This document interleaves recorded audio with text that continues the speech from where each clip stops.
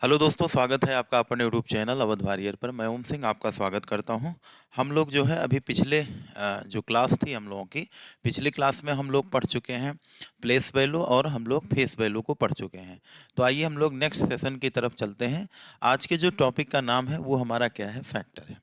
तो देखिए, अगर हम लोग फैक्टर को पढ़ें तो फैक्टर को पढ़ने से पहले कुछ बातें और हैं जो हम लोगों को सीखनी चाहिए। तो आइए हम लोग आपको पहले समझाते हैं कि फैक्टर क्यों पढ़ेंगे और गुणज क्या इनका रिलेशन होता है। सबसे पहले हम लोग इन चीजों पर चलेंगे। देखिए, अगर हम लोग बात करें कि एक टर्म आप लोग सुने होंगे मल्टीपल।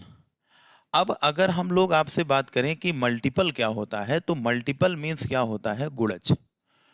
और गुणज का मतलब ये होता है कि किसी भी संख्या का आपको क्या पढ़ना आना चाहिए, पहाड़ा। तो वही उस संख्या का क्या होता है, गुणज होता है। उम्मीद है यहां तक बात सबको समझ में आई होगी। अब देखिए, अगर हम लोग फैक्टर की बात करें तो दूसरा जो टर्म है उसे हम लोग क्या बोलते हैं, फैक्टर। फैक्टर यानी इसे हम लोग क्या बोल सकते हैं, गुणनखंड। और गुणनखंड का एक नाम और होता है जिसे हम लोग क्या बोल सकते हैं, विभाजक। अब देखिए, अगर हम लोग बात करें कि सर मल्टीपल और फैक्टर में क्या अंतर है, तो अगर हम लोग बात करें कि इन दोनों में क्या अंतर है, तो अंतर भी है और दोनों में क्या है, सिमिलरिटी भी है। तो कहेंगे सर क्या सिमिलरिटी है, इसको भी बताइए। तो देखिए, अगर हम लोग बात करें यहाँ पे जो है कि इन दोनों में क्या अंतर है, इन चीजों को आइए हम लोग समझते हैं। देखिए, अगर हम लोग मल्टीपल की बात करें तो मल्टीपल का मतलब सिर्फ इतना है सर कि अगर किसी भी संख्या को, किसी भी पर्टिकुलर संख्या को अगर नेचुरल नंबर से गुणा करें, जैसे 5 का गुणा पहला नेचुरल नंबर, अरे मतलब कोई भी नंबर हो, अगर हम लोग उसको जो है गुणा करते हुए चले जाएं तो जो हमको प्रोडक्ट प्राप्त होगा, 5 इक्के 5, 5 दुनाई 10, 5 तिहाई 15, 5 चौक 20, ये जो हमको प्राप्त हो रहा है, ये हमको जो प्राप्त होगा रिजल्ट के फॉर्म में। तो आप ये बताओ, जो हमको ये रिजल्टेड फॉर्म प्राप्त हो रहा है, तो आपको अच्छे से पता है ये इन सब का क्या है, तो कहेंगे इन सब का ये सर क्या है, गुणज है। अगर हम लोग अब फैक्टर की बात करें तो फैक्टर में चलिए, फैक्टर का मतलब हो गया कि जैसे हम एक संख्या 12 ले लें और हम पूछे कि 12 को कौन कौन सी संख्या काट सकती हैं, तो 12 को 1 काटेंगी, 2 काटेगा, 4 काट देगा, 6 से भी विभाजित होगी, और इसके बाद आपका ये 12 से भी क्या होगी, डिवाइड होगी। तो देखिए, अब यहां पे क्या है, मल्टीपल की संख्या क्या है, अनलिमिटेड है, यानी अनंत है। जो आपके गुणज की संख्या होती है वो क्या होती है, अनंत होती है। कहेंगे कैसे, तो आप देखिए इस 5 का जो प्रोडक्ट है, 5 का जो पहाड़ा है, इसको हम कितनों बार पढ़ते हुए चले जाएं, तो आप बताओ ये जो रिजल्ट फॉर्म हमको प्राप्त हो रहा है, ये सारा का सारा रिजल्ट फॉर्म जो हमको प्राप्त हो रहा है, ये इसी का तो गुणज है। क्या है, इसका गुणज ही है। लेकिन अगर हम लोग फैक्टर की बात करें तो फैक्टर एक लिमिटेड प्रोसेस है, लिमिटेड प्रक्रिया है।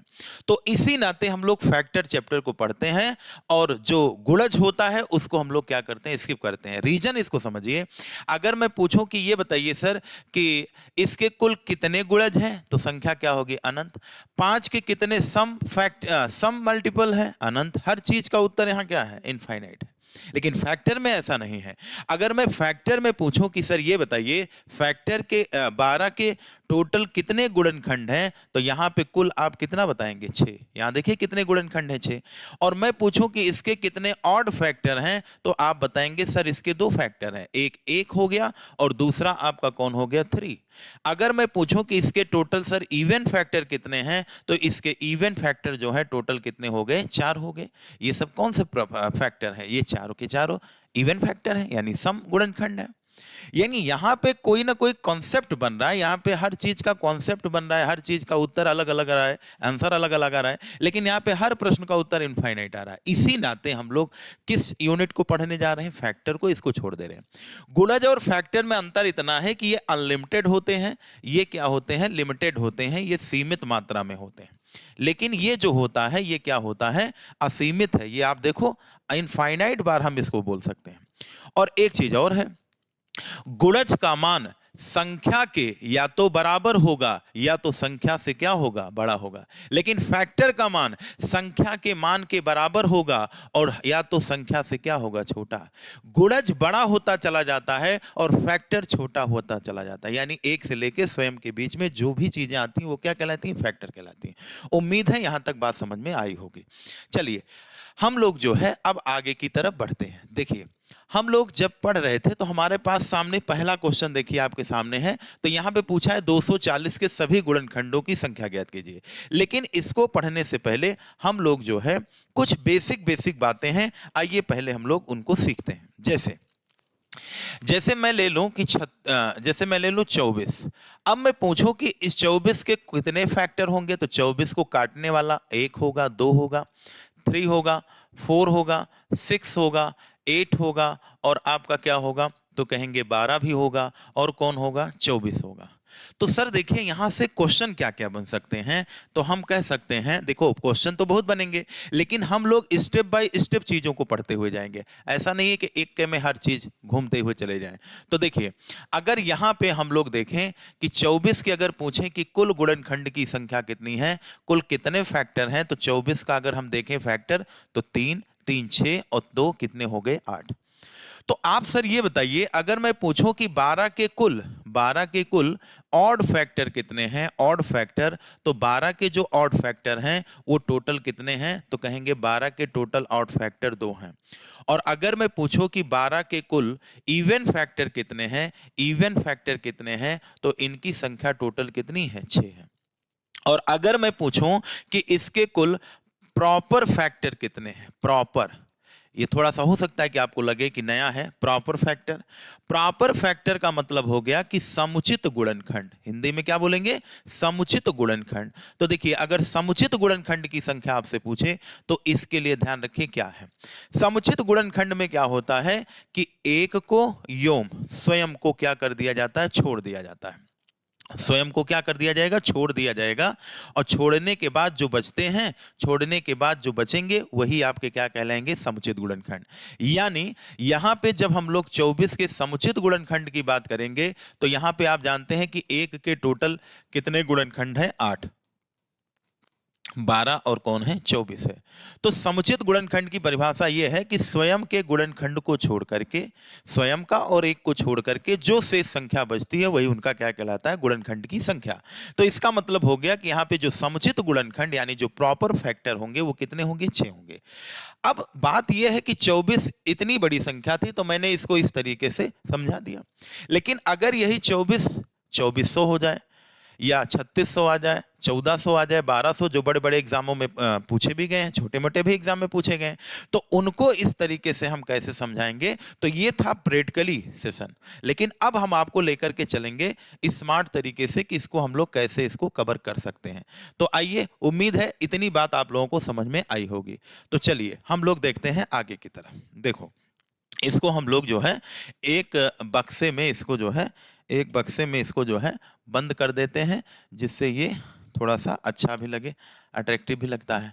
तो जैसे देखिए ये क्या हो गया आपका, ये हो गया आपका फैक्टर की क्या बनी, संख्या बनी।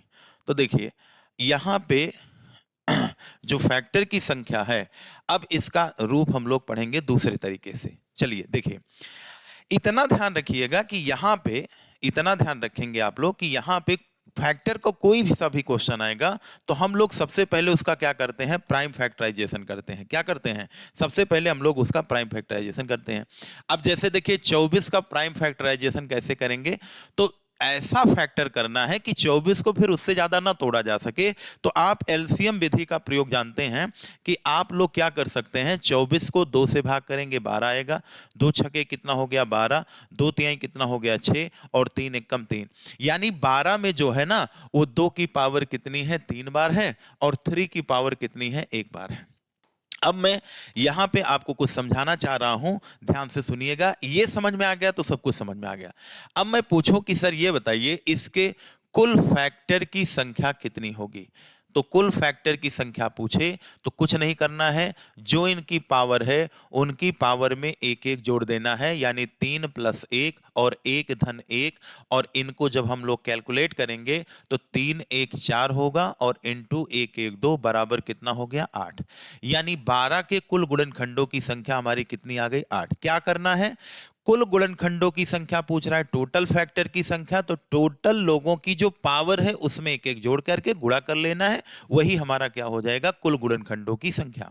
अब चलिए, ये तो सर हो गया कुल गुणनखंडों की संख्या।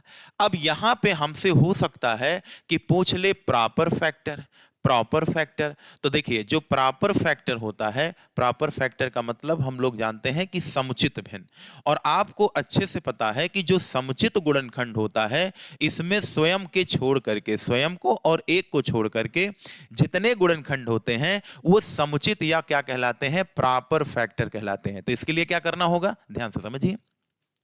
आप ये बताइए, स्वयं को छोड़ना है और एक को छोड़ना है। एक तो सबका गुणनखंड होता है और स्वयं भी अपने आप का गुणनखंड होता है, यानी टोटल गुणनखंड कितने हैं 8। यानी कुल गुणनखंडों की संख्या में से जब हम 2 लोग कम कर देते हैं तो जो गुणनखंड बचते हैं वो प्रॉपर गुणनखंड होते हैं। उम्मीद है समझ में आ रही होगी, इसी को प्रॉपर बोलते हैं। तीसरा फैक्टर जो होता है उसका नाम हम लोग क्या रखते हैं, ऑड फैक्टर। अब अगर हमसे ऑड फैक्टर की संख्या पूछेगा, ऑड फैक्टर का मतलब हो गया विषम गुणनखंड की संख्या। जब हमसे विषम गुणनखंड की संख्या पूछता है तो विषम गुणनखंड की संख्या में आप लोग ध्यान रखेंगे क्या करना चाहिए, तो विषम गुणनखंडों की संख्या में यह ध्यान रखना है कि 2 की पावर नहीं लेते हैं। एक बार फिर से ध्यान रखिएगा, देखिए कुल अगर फैक्टर की संख्या पूछे तो सबकी पावर में एक एक जोड़ दीजिए, काम खत्म, गुणा कर दीजिए। और ऑड फैक्टर में 2 की पावर नहीं लेते हैं, तो यहां लिख देते हैं 2 की पावर नहीं लेंगे। कहां नहीं लेंगे, ऑड फैक्टर में, तो यहां पे नहीं लेंगे, तो ये खत्म। यानी ये हो गया 2 की पावर को छोड़ करके जितने लोग बचेंगे उन सब की पावर में एक एक जोड़ देंगे। तो यहां बताइए 2 के अलावा 3 की पावर 1 है, एक एक जोड़ दीजिए, 1 1 हो गया 2। तो आप बताओ ऑड फैक्टर की संख्या कितना आ गया 2। यहां देखिए ऑड फैक्टर 2 आया था। चलिए, अब हमारा जो चौथा नंबर का फैक्टर है उसे हम लोग क्या बोलते हैं, इवन फैक्टर। और इवन फैक्टर को हम लोग क्या बोलते हैं, सम गुणनखंड की संख्या।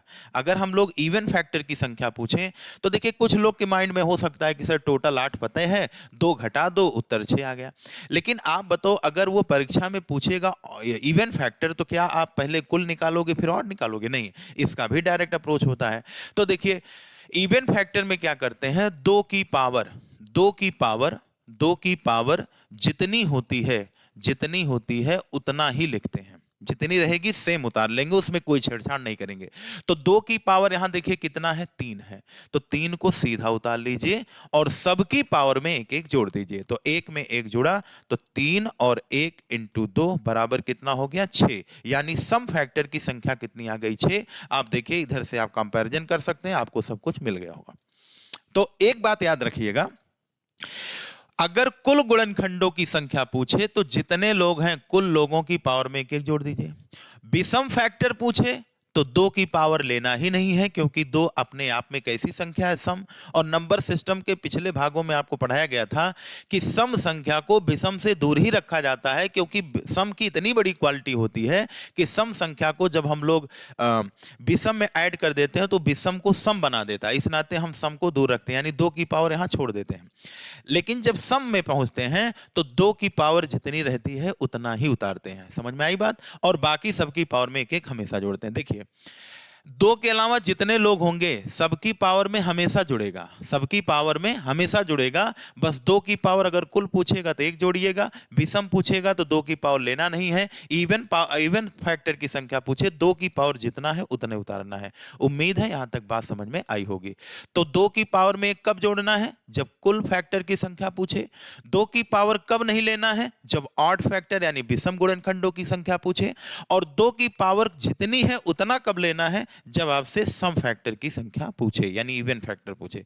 चलिए इतनी बात अगर आप लोगों को समझ में आ गई है तो चलिए हम लोग क्वेश्चन की तरफ पढ़ते हैं। जैसे देखिए यहां पे पूछा गया है 240 के सभी गुणनखंडों की संख्या बताइए। तो सबसे पहले हम लोग क्या करेंगे, 240 का करेंगे प्राइम फैक्टराइजेशन। तो क्या आएगा, तो देखिए जो 24 गुणे क्या बना, ये 10 बना, यानी हम इसे लिख सकते हैं 8 तिरिक 24 और 2 पंचे क्या लिख सकते हैं 10। तो यानी ये बन गया 2 की पावर कितना 4 और इंटू 2 की पावर कितना बना, तो कहेंगे सर 2 की पावर जो है यहाँ पे 2 की पावर जो बना यहाँ पे 2 की पावर बनेगा 4 और इंटू यहाँ पे 3 की पावर 1 और 5 की पावर कितना बनेगा 1। तो मैंने बताया फैक्टर का कोई सा भी क्वेश्चन होगा तो सबसे पहले हम लोग उसका क्या करेंगे, प्राइम फैक्टराइजेशन करेंगे। प्राइम फैक्टराइजेशन हो गया। अब यहां पे कुल गुणनखंडों की संख्या पूछा है, टोटल फैक्टर। तो जब कुल फैक्टर की संख्या पूछा है, तो जब टोटल फैक्टर की संख्या पूछा है तो आप लोग ध्यान रखेंगे सबकी पावर में एक एक क्या करना है, जोड़ देना है। तो 4 में 1 जोड़ना है और 1 में 1 जोड़ना है और 5 की पावर 1 है उसमें 1 जोड़ देना है। और अगर 4 में 1 जोड़े तो 5, 1 1 2 और 1 1 2, 5 दूना 10 दूना कितना हो गया 20। इसका मतलब हो गया कि 240 के टोटल जो गुणनखंडों की संख्या है वो कितना है 20 है।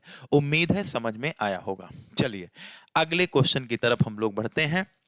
देखिए 240 के बारे में पूछा है, निम्नलिखित प्रश्नों का उत्तर दें। तो अभी आपने देखा था पीछे कि 240 का हम लोग जब प्राइम फैक्टराइजेशन किए थे, तो 240 का जब प्राइम फैक्टराइजेशन किए थे तो 2 की पावर 4 क्या आया, 240 को अगर हम प्राइम फैक्टराइजेशन करेंगे तो 2 की पावर कितना आएगा 4 और इंटू 3 की पावर 1 इंटू 5 की पावर कितना आ गया 1 आ गया।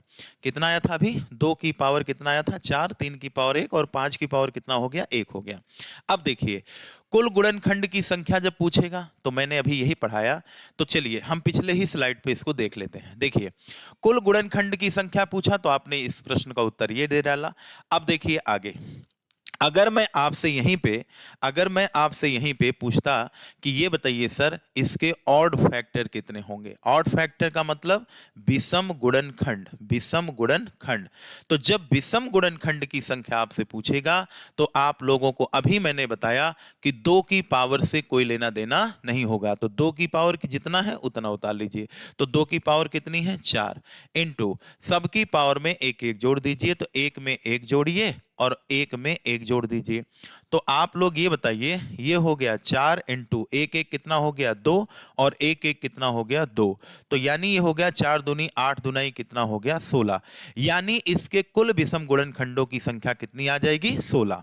अब आ जाइए हम लोग देख लेते हैं तीसरा यहाँ पे इवन फैक्टर। कौन सा फैक्टर देखेंगे अब हम लोग, इवन फैक्टर देखते हैं। इवन फैक्टर, तो देखिए इवन फैक्टर का मतलब हो गया, इवन फैक्टर का मतलब क्या हुआ, अगर मैं पूछूं यहां पे कि सम गुणनखंड की संख्या बताओ, तो जब सम गुणनखंड की संख्या आपसे पूछेगा तो हमने अभी बताया था कि सम गुणनखंड की संख्या यानी इवन फैक्टर अगर आपसे पूछे तो अभी हमने आपको बताया कि जितनी 2 की पावर है उतना उतार लो। तो 2 की पावर कितनी है 4, बाकी सब की पावर में 1 1 जोड़ दो। तो 1 में 1 जुड़ा, 1 में 1 जुड़ा और ये हो गया 4 इंटू 2 इंटू 2 और 4 दुनाई 8 दुनाई कितना हो गया 16।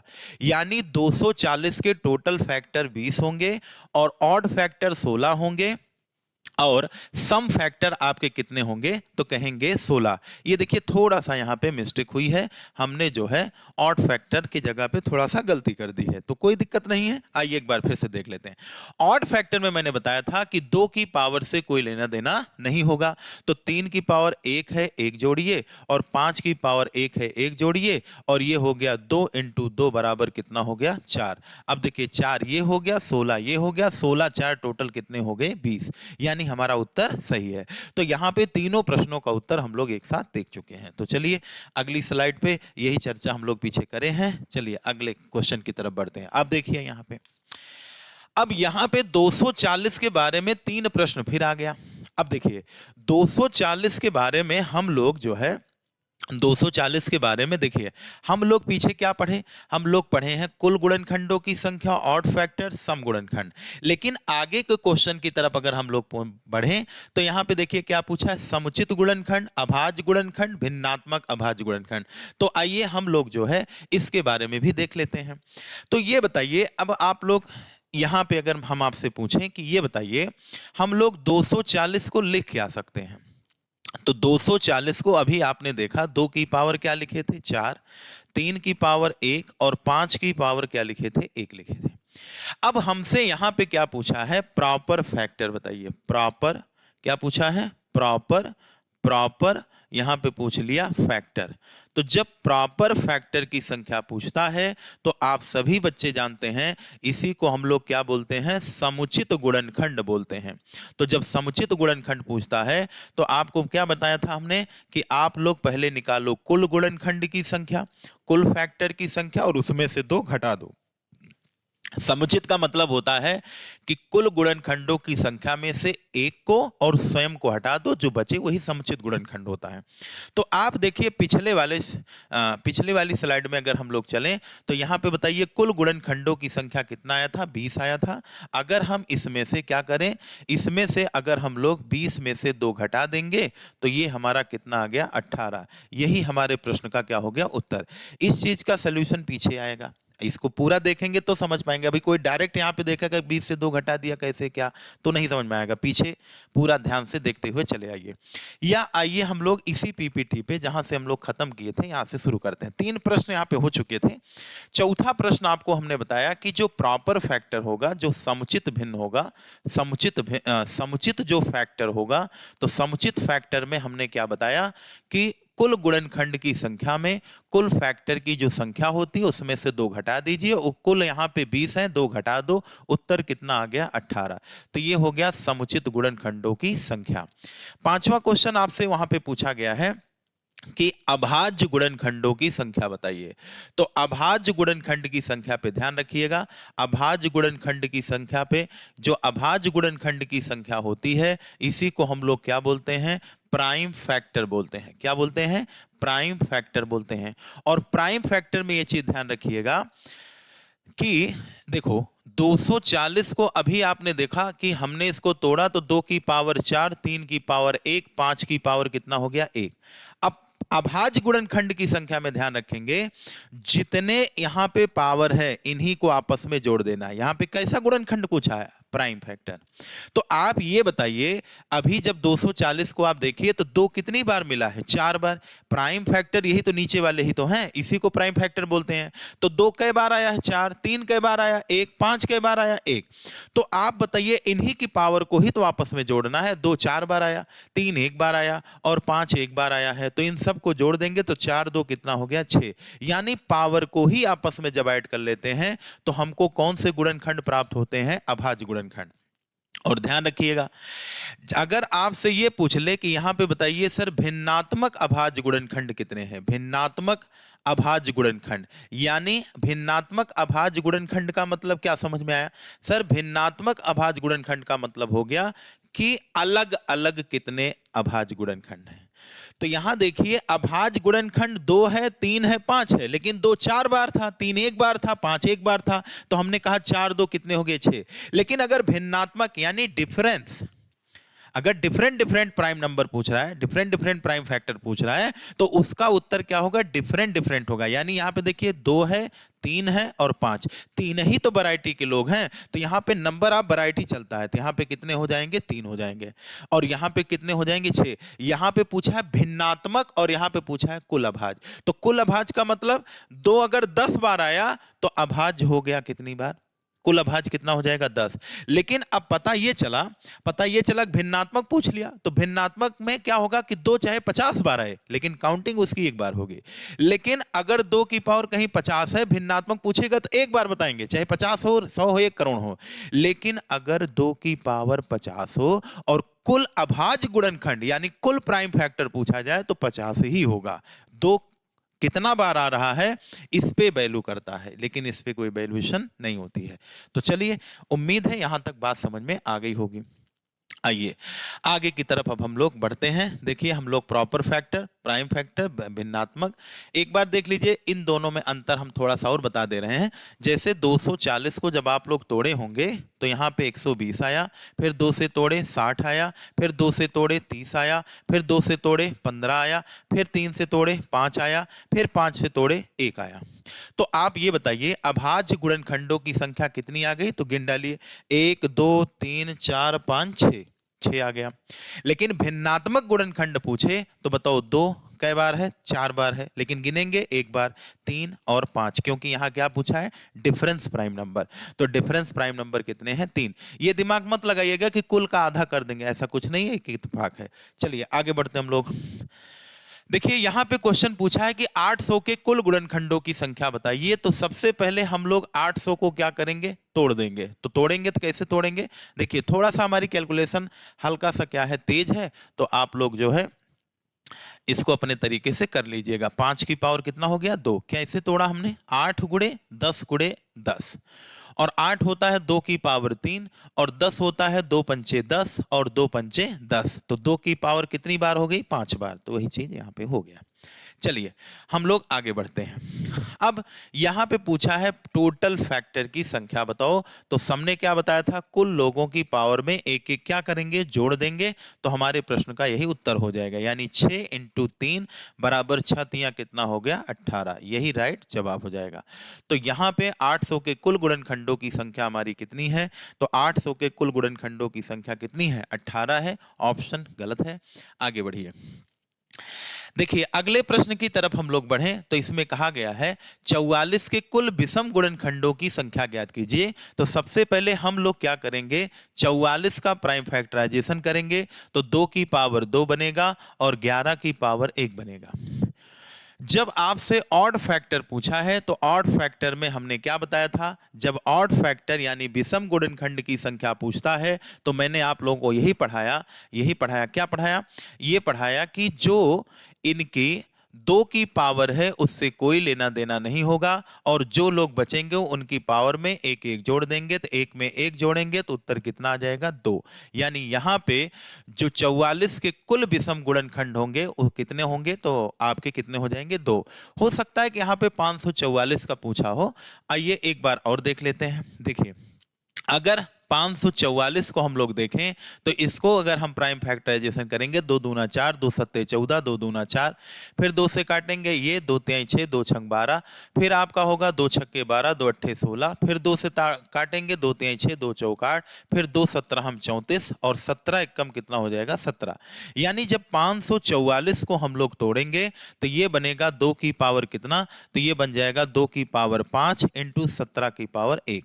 तो हमने बताया कि अगर ऑड फैक्टर पूछा है तो ऑड फैक्टर में नहीं, तो यहां पे ऑप्शन ही मिस्टेक था। तो यह आपका 5वां नंबर क्वेश्चन में 44 के कुल विषम गुणनखंडों की संख्या पूछा है। Find the total number of prime factor of 44। तो यहां पे हमसे पूछा है आपका देखिए यहां पे अगर क्वेश्चन हिंदी वर्जन के अनुसार हम लोग चलेंगे तो हमारे प्रश्न का उत्तर क्या हो जाएगा? 2 हो जाएगा। तो यहां पे ये ऑप्शन मिस्टेक है। चलिए आगे बढ़ते हैं। अगले क्वेश्चन की तरफ हम लोग बढ़े तो यहां पे पूछा है कि 360 के कुल 360 के क्या पूछा है? 360 के कुल सम गुणनखंडों की संख्या बताइए। तो जब आपसे इसे पूछा है तो आप 36 को तोड़िए। 6 छके 36 और 2 पंचे कितना हो गया? 10। यानी 2 की पावर हम लोग कितना लगा देंगे? 3, और 3 की पावर कितना लगा देंगे? 2, और 5 की पावर कितना लगा देंगे? 1। तो ये हो जाएगा आपका कितना? ये आपका 2 2 2 2 मिलेगा 3 बार, और 3 कितनी बार मिलेगा? 2 बार। बहुत बढ़िया। चलिए 9 अठे 72 पंचे 360। अब यहां पे पूछा है हमसे, क्या पूछा है? Even factor. तो मैंने बताया था कि जब इवन फैक्टर हमसे पूछता है तो हमने बताया कि 2 की पावर जितना है बस उतना उतार लीजिए, बाकी सबकी पावर में एक एक जोड़ दीजिए। तो ये आपका कौन सा फैक्टर हो जाएगा? 3 × 3 × 2, 3 त्रिक्का 9 दूनी कितना हो गया? 18। अगर आपसे ऑड फैक्टर अभी पूछा होता तो ऑड फैक्टर के लिए हमने क्या बताया था कि जो 2 की पावर है उसको लेंगे नहीं, और बाकी सबकी पावर में एक एक क्या करेंगे? जोड़ देंगे। तो ये हो जाएगा 3 × 2 बराबर कितना हो जाएगा? 6। तो आप यही ध्यान रखें, इवन में 2 की पावर जितना है उतना लेते हैं, और ऑड में 2 की पावर लेते ही नहीं है, और कुल पूछता है तो सबकी पावर में एक एक जोड़कर तब निकालते हैं। अभी यहाँ पे हमसे कुल फैक्टर की संख्या पूछा होता, टोटल फैक्टर बताओ, तो यहाँ पे 2 की 3 पावर है, 1 जोड़ देते, यहाँ पे 2 में 1 जोड़ते, फिर 1 में 1 जोड़ते, तो हमारा उत्तर कितना आ जाता? 4, 3 और 2। यानी ये हो जाता 4 3 12 दूना 24। तो टोटल 24 आ गए। अब जोड़ लीजिए 18 और 6 कितना होता है? 24 होता है। उम्मीद है समझ में आया होगा। आगे बढ़िए। देखिए अगले क्वेश्चन की तरफ बढ़े हम लोग, तो इसमें पूछा है विषम गुणनखंडों की संख्या बताइए।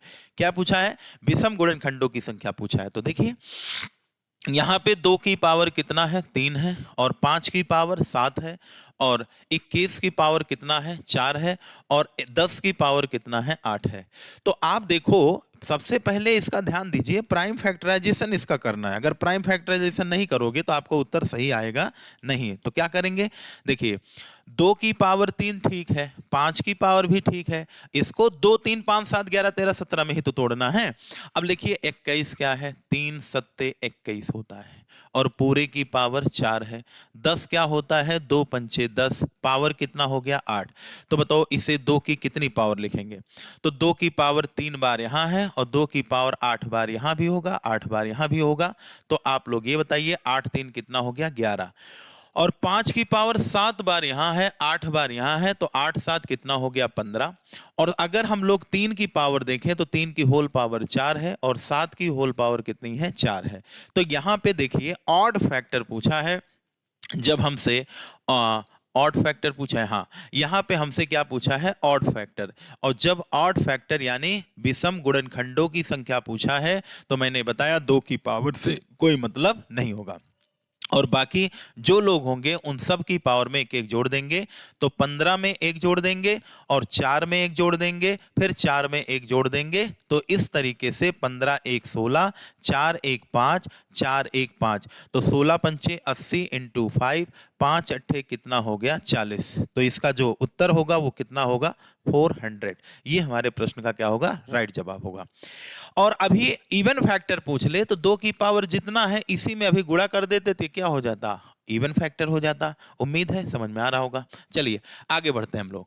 यहां पे आप लोगों को दिया गया है कि यदि find the total number of even factor of 1, हाँ तो यहां पे हमको दिया गया है n इक्वल्स टू 2 की पावर 2 और इंटू 3 की पावर 2 इंटू 5 की पावर 4।